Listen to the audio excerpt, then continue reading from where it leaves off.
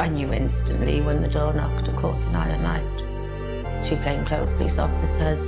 I said, please tell me it was from the back, and he didn't see it coming. And she just shook her head and said, no, it wasn't.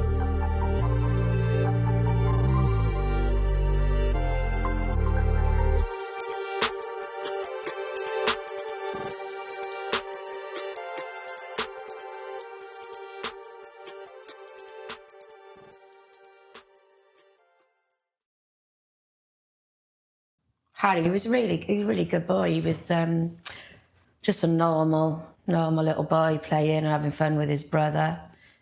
He loved to tell me about his day in school and come home and show me whatever he made, and yeah, very enthusiastic and chatty. Things started to change. About 15, I think. He became more and more distant. He lost his place in school. We then found out the guy who he was working for was getting him to drop off weed to different people for him. And then it just spiralled, completely spiralled. He stopped going to work, stay out overnight, sometimes a couple of days, wouldn't answer calls or anything. And it just got worse and worse, and he got quite angry with us all the time, really angry. And at this point now he's 17. I couldn't take it anymore. I couldn't take it. It was obvious he was involved in drugs. There was no question about that. Did I know what kind of drugs? No, I didn't. I knew, obviously, he was involved in weed because of situations that had arisen beforehand, and he'd confessed to me. But not the crack and heroin.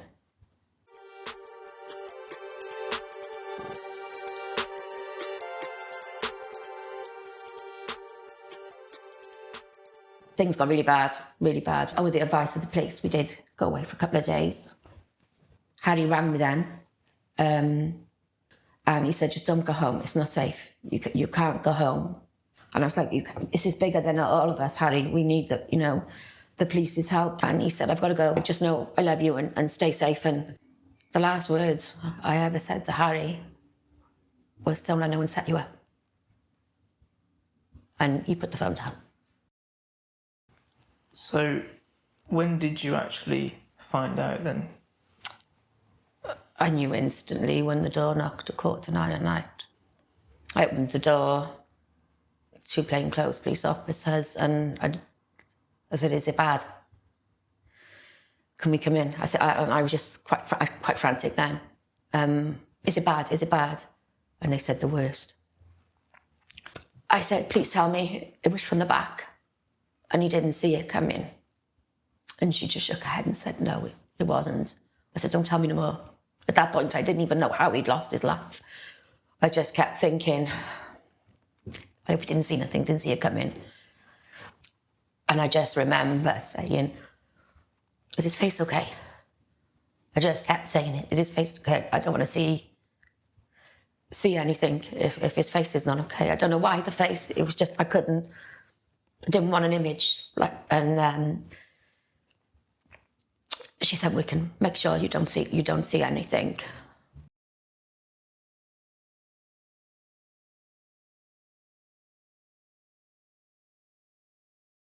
What's been the impact of all this on you? I can't explain. I don't sleep. I'm being treated for PTSD. I suffer really bad with anxiety. The images, wish I could have a switch on my head and turn the images off.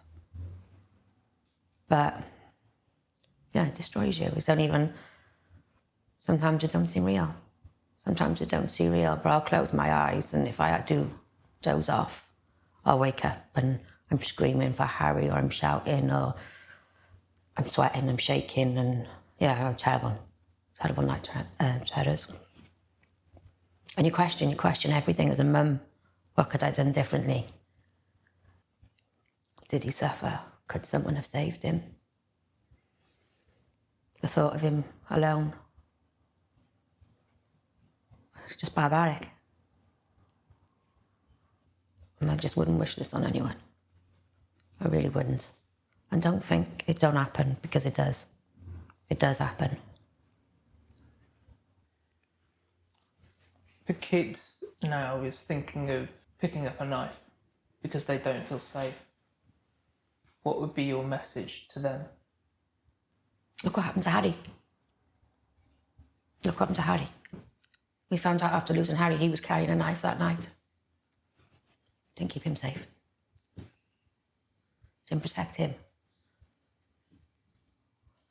So I guess my point is this grass culture and letting people down, and your friends saying, oh, I got your back. You know, we're brothers, or I got you. And they didn't. They didn't. They looked after themselves.